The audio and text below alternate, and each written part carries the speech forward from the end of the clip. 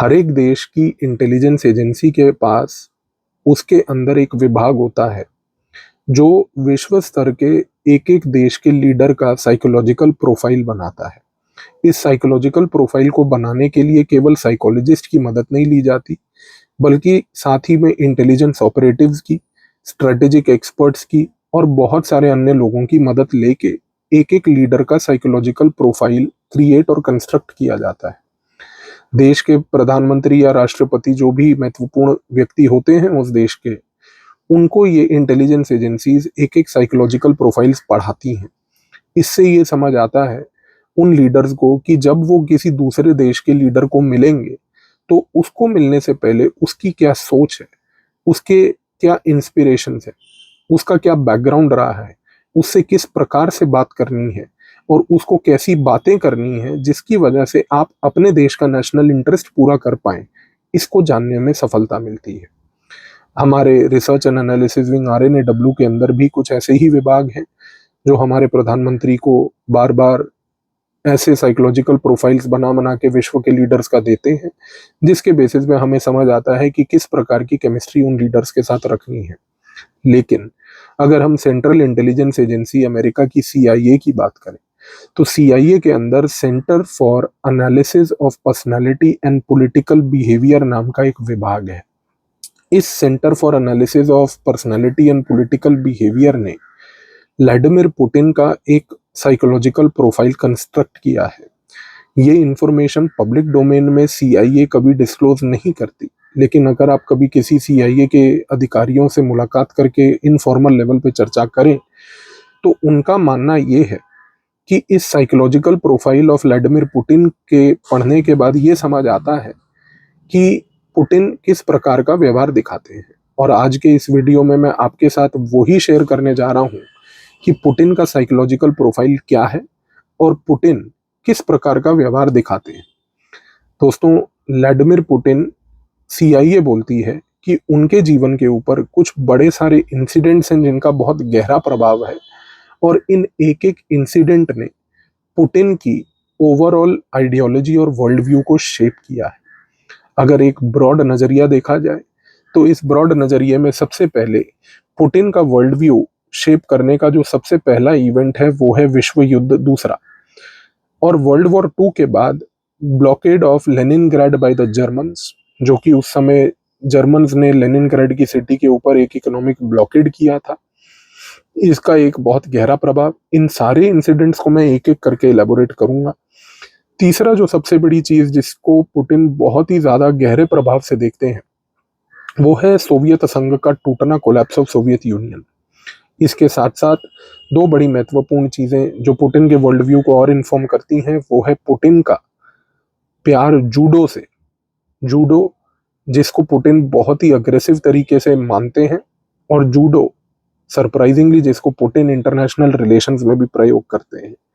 और आखिर में पुतिन का करियर KGB में, जो कि सोवियत संघ की एक इंटेलिजेंस एजेंसी थी, और इस KGB में पुतिन जो थे एक कर्नल रैंक के ऑफिसर थे। ये सारे इवेंट्स ने पुतिन के वर्ल्ड व्यू के ऊपर एक बहुत गहरा इम्प्रिंट छोड़ा है। दोस्तों, वर्ल्ड वॉर 2 के दौरान, विश्व युद्ध दूसरे के दौरान, जर्मन्स जो थे उन्होंने लेनिनग्राड सिटी के ऊपर एक 872 दिनों का, 872 डेज का एक ब्लॉकेड लगा दिया। इस ब्लॉकेड में पुतिन के जो फादर थे, उनके जो पिताजी थे, उस समय वो काम करते थे सोवियत सीक्रेट पुलिस में, उनको बहुत कष्ट झेलना पड़ा। पुतिन की माताजी, इनको भी बहुत कष्ट झेलना पड़ा। और इनफैक्ट CIA ये भी बताती है कि इस लेनिनग्राड की सिटी में जब जर्मन्स ने ब्लॉकेड लगाया, उस ब्लॉकेड के दौरान जर्मन्स ने पूरी लेनिनग्राड सिटी में बहुत तोड़फोड़ करी। और इस तोड़फोड़ के दौरान, क्योंकि पुतिन के फादर सोवियत सीक्रेट पुलिस में काम करते थे, उनके मकान को भी तोड़ा गया। ऐसा ये भी बोला जाता है CIA की तरफ से कि पुतिन की जो माताजी थी वो मलबे में दबी रहीं 2 दिन तक।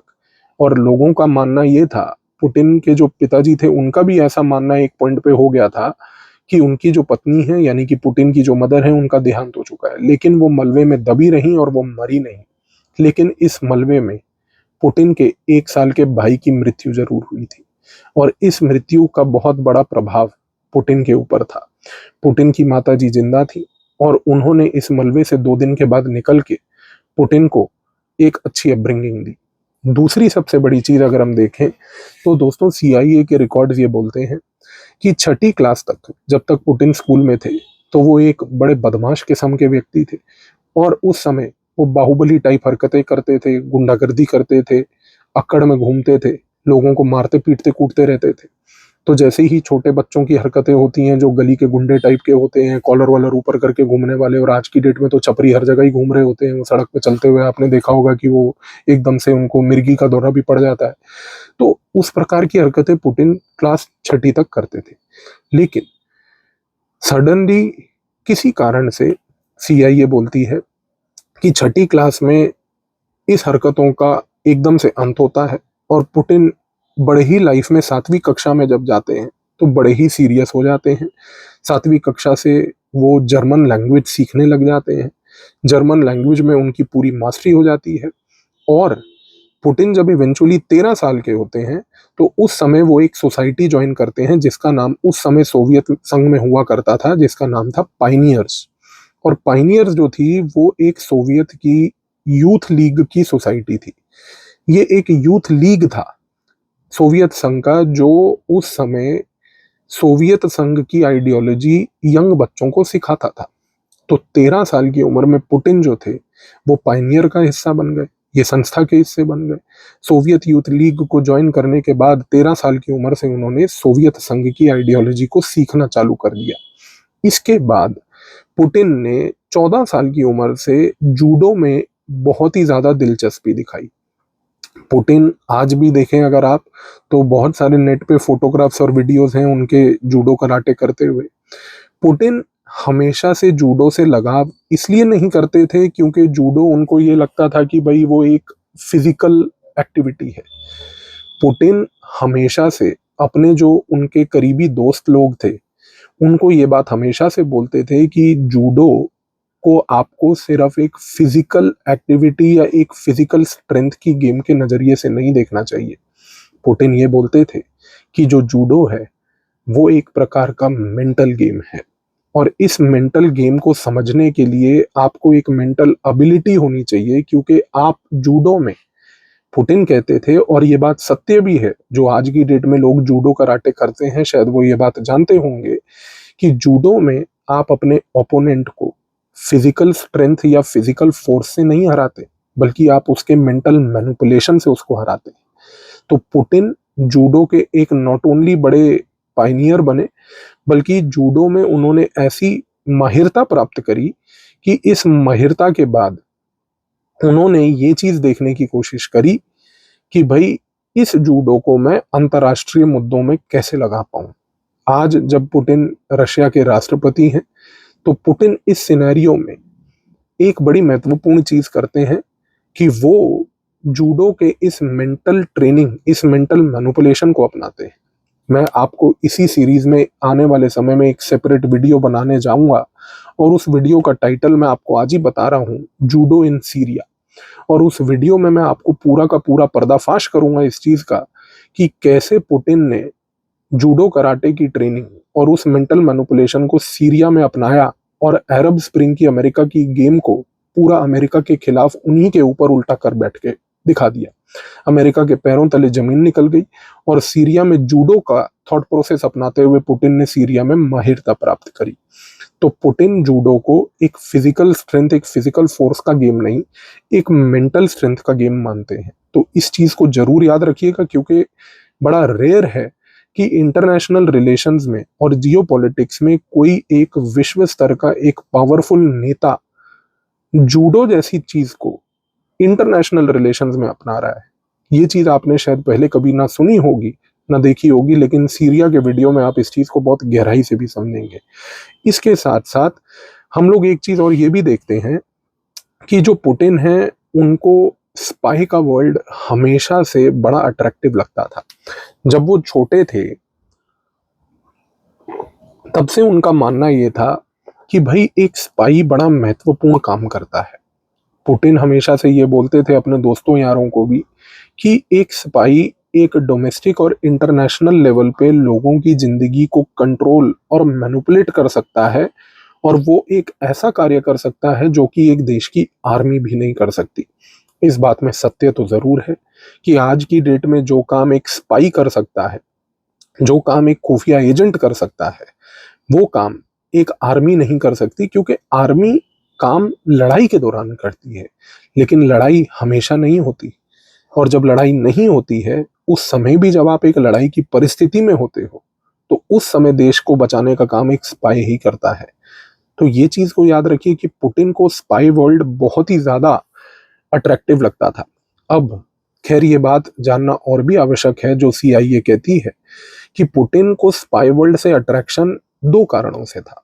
सबसे पहला कारण तो ये था कि उनको स्पाई नॉवल, स्पाई स्टोरीज, जैसे आज की डेट में भी देश में कई लोगों को बड़ी दिलचस्प लगती है, वो तो थी ही थी। लेकिन इसके बाद दूसरी सबसे बड़ी चीज ये थी कि पुतिन जो थे, उनका अगर आप खानदानी इतिहास देखें, तो खानदानी इतिहास भी कुछ ऐसा था कि उनके घर के लोग स्पाई वर्ल्ड से जुड़े ही हुए थे। पुतिन के अगर पिताजी सोवियत सीक्रेट पुलिस के एक अधिकारी थे, तो आपको जान के यह बात बड़ी आश्चर्यजनक भी लगेगी कि पुतिन के जो दादाजी थे, यानी कि जो उनके ग्रैंडफादर थे, वो तो बेसिकली लेनिन और स्टेलिन के कुक थे। और लेनिन और स्टेलिन के कुक होने के नाते, उनको ऑफिशियल लेवल के कुक होने के नाते, उनके शेफ होने के नाते, उनको भी एक्सेस होता था लेनिन और स्टेलिन की वो सीक्रेट कम्युनिकेशंस का, जो डिनर टेबल पे हुआ करती थी। और इसी के प्रभाव से पुतिन के पिताजी ने भी सोवियत सीक्रेट पुलिस में माहिरता प्राप्त करी। फिर इवेंचुअली पुतिन भी जो है, उन्हों को भी स्पाई वर्ल्ड में दिलचस्पी आई। अच्छा, सीआईए एक बड़ी दिलचस्प बात ये भी बताती है कि जब पुतिन 9वीं कक्षा में पढ़ रहे थे, तो 9वीं कक्षा में पढ़ते हुए वो स्पाई वर्ल्ड से इतने अट्रैक्ट हो चुके थे उस समय कि वो केजीबी के लोकल ऑफिस के अंदर सीधा ही घुस चले गए। एक 9वीं क्लास का छात्र केजीबी के ऑफिस में घुस गया, और केजीबी के ऑफिस में घुस के केजीबी के वहां के एक ऑफिसर को मिलके उन्होंने बोला कि मुझे केजीबी ज्वाइन करनी है, तो बताइए मैं कैसे करूं। तो वो केजीबी का अधिकारी भी हंसा और बोला कि भाई अभी तो आप बच्चे हो, आपको अगर केजीबी ज्वाइन करनी है तो आप पहले अपना स्कूल कंप्लीट करो, उसके बाद ग्रेजुएशन में लॉ पढ़ो, और उसके बाद आपको मौका मिलेगा केजीबी ज्वाइन करने का। पुतिन इतने डिटरमिन्ड थे कि उन्होंने अपनी स्कूली शिक्षा खत्म करके तुरंत जो है लेनिनग्राड स्टेट यूनिवर्सिटी में एडमिशन लेके लॉ एजुकेशन प्राप्त करी। और पुतिन का आज की डेट में लॉ बैकग्राउंड भी है। और जब उन्होंने लॉ एजुकेशन प्राप्त करी, इसके बाद उन्होंने फाइनली जाकर केजीबी के फर्स्ट चीफ डायरेक्टरेट के 4th डिपार्टमेंट को ज्वाइन किया। केजीबी के फर्स्ट चीफ डायरेक्टरेट का जो 4th डिपार्टमेंट था, वो उस समय डिजाइन किया गया था फॉरेन इंटेलिजेंस को गैदर करने के लिए। और उसका कार्य ये था कि दूसरे देशों में अधिकारियों को केजीबी भेज के 4th डिपार्टमेंट के तहत वो साइंटिफिक और टेक्निकल इंटेलिजेंस गैदर करती थी।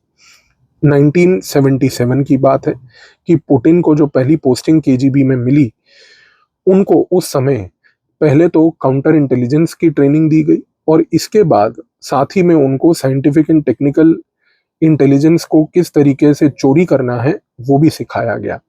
दोस्तों, इसके बाद 1985 से लेकर 1990 तक, 1985 से 1990 तक का जो पीरियड था, पुतिन ड्रेसडेन में ईस्ट जर्मनी में पोस्टेड थे। वहां पर वो बेसिकली एक सोवियत के केजीबी के स्पाई बनकर जर्मन स्टेट सिक्योरिटी के साथ काम करते थे। तो जो जर्मन स्टेट सिक्योरिटी सर्विस थी, जिसका नाम था स्टैसी, उसके साथ मिलजुल के वो काम करा करते थे एक फ्रेंडशिप के तहत। और उस समय उन्होंने जर्मनी में बहुत ही सारे ह्यूमन इंटेलिजेंस के एसेट्स भी क्रिएट किए। आज की डेट में पुतिन हमेशा से ये बात मानते हैं कि वो अपने केजीबी के कार्यकाल को बहुत ही एक अच्छे नजरिए से देखते हैं। और आज की डेट में पुतिन ने कई बार ये बात भी बोली कि वो अपने केजीबी के कार्यकाल को इसलिए अच्छा मानते हैं क्योंकि उस कार्यकाल ने उनको जीवन के बहुत सारे अच्छे रहस्य सिखाए। पुतिन आज की डेट में ये बात कई बार बोलते हैं पब्लिकली, उन्होंने कई इंटरव्यूज में ये बात बोली कि वो एक कम्युनिकेशन स्पेशलिस्ट है, उनको इंफॉर्मेशन से खेलने में दिलचस्पी है। और आज की डेट में वो दूसरे देश के जो नेता हैं, उनके साथ एंगेज करते हैं इस कन्विंसिंग तरीके से कि उनकी कम्युनिकेशन को ऐसा प्रयोग किया जाता है और वो अपने थॉट प्रोसेस को इस तरीके से नर्चर करके दूसरे देश के लीडर के साथ बैठते हैं कि वो उसको अपने ही वश में कर लेते हैं। जब भी CIA ये बात बोलती है कि जब भी पुतिन किसी भी देश के लीडर को मिलते हैं तो उनके बातचीत करने के तरीके में, उनके आई कांटेक्ट के तरीके में कुछ ऐसी मैग्नेटिज्म होती है कि दूसरे देश का लीडर ये समझ बैठता है कि भाई पुतिन जो है वो एक तरीके से इस प्रकार के व्यक्ति हैं कि रशिया हमारा एक एलाई, एक बहुत बड़ा मित्र है। और ये CIA कहती है कि पुतिन ने अमेरिका के साथ भी किया है, जबकि अमेरिका उसका एक सबसे बड़ा दुश्मन है। और उसके बावजूद हम देखेंगे कि किस तरीके से जब पुतिन अमेरिका के राष्ट्रपतियों से मिलते हैं तो उनकी मुलाकातों के दौरान वो इस प्रकार का मैग्नेटिज्म शो करते हैं, आई कांटेक्ट शो करते हैं कि अमेरिका के राष्ट्रपति पिघल जाते हैं और बार बार ये कहते हैं कि रशिया के साथ हमें रिश्तों को रीसेट करना होगा। हिलरी क्लिंटन हो या बराक ओबामा हो, डोनाल्ड ट्रंप हो या आज की डेट में जो बाइडन हो, ये सारे राष्ट्रपति जब भी पुतिन से मिले हैं या मिलते हैं, इन लोगों का एक ही थॉट प्रोसेस ये रहता है कि ये रशिया के उस वश में आ जाते हैं। और तो और एंजेला मर्केल जो जर्मन चांसलर थी, आप एक चीज को देखिए कि पुतिन किस प्रकार के साइकोलॉजिकल वॉरियर भी हैं, क्योंकि वो फॉर्मर KGB स्पाई रह चुके हैं। उनको ये बात मालूम चल गई कि भाई एंजेला मर्केल को डॉगीज जो हैं, कुत्ते जो हैं, उनको कुत्तों से बड़ी एलर्जी है, उनको कुत्ते बिल्कुल पसंद नहीं है। कई लोगों को डॉग फोबिया होता है, आप जानते हैं कि डॉगीज को देख के वो डर जाते हैं। एक बार की बात है कि पुतिन जब एंजेला मर्केल को जर्मनी में मिलने गए तो वो अपने हाथ में जान पूछ के एक पप्पी को लेके चले गए। और एक वो छोटा सा डॉगी जो पप्पी था, वो जान पूछ के ले जाके उन्होंने वहां नीचे छोड़ दिया और वो एंजेला मर्केल के आसपास घूमता रहा। और एंजेला मर्केल का चेहरा देखने वाला था और उनका चेहरा इतना मायूस हो गया, इतनी वो डर गई कि उसके बाद रशिया जो जर्मनी से डील करवाना चाहता था, उस डील को करने में वो कामयाब रहे। तो दोस्तों, भूलिएगा मत, ये तो एक छोटा सा एग्जाम्पल था। आने वाले वीडियोस में हम और भी देखेंगे कि ये जो व्यक्ति पुतिन है, जिसके बारे में आज मैंने आपको बताया, ये व्यक्ति किस तरीके से, जैसे पिछले कई वीडियोस में मैं आपके साथ शेयर कर चुका हूं कि वो यूरेशिया में लड़ रहा है, सोवियताइजेशन ऑफ अमेरिका कर रहा है और अमेरिका को तोड़ने की पूरी मुहिम बना के बैठा है। तो ये कोई पुतिन साधारण व्यक्ति नहीं, ये एक फॉर्मर स्पाई है। ये स्पाई की थिंकिंग बहुत ही गहरे तरीके से नर्चर की गई है। और जब एक स्पाई एक देश का हेड ऑफ द स्टेट बन जाए और उस स्पाई के साथ साथ उस हेड ऑफ द स्टेट के और इतने सारे एक्टिविटीज जो उसके ऊपर एक इम्प्रिंट छोड़ के गए हों, अगर वो हो जाए तो ये देश का लीडर कोई हल्का लीडर तो होगा नहीं। तो अब आप समझ सकते हैं कि पुतिन को जितना मर्जी परेशान कर लिया जाए, पुतिन एक स्पाई मास्टर है और वो स्पाई मास्टर के तरीकों से एक हेड ऑफ द स्टेट होने के नाते अपना इंटरेस्ट हमेशा से सिक्योर करने में कामयाब रहते हैं। धन्यवाद।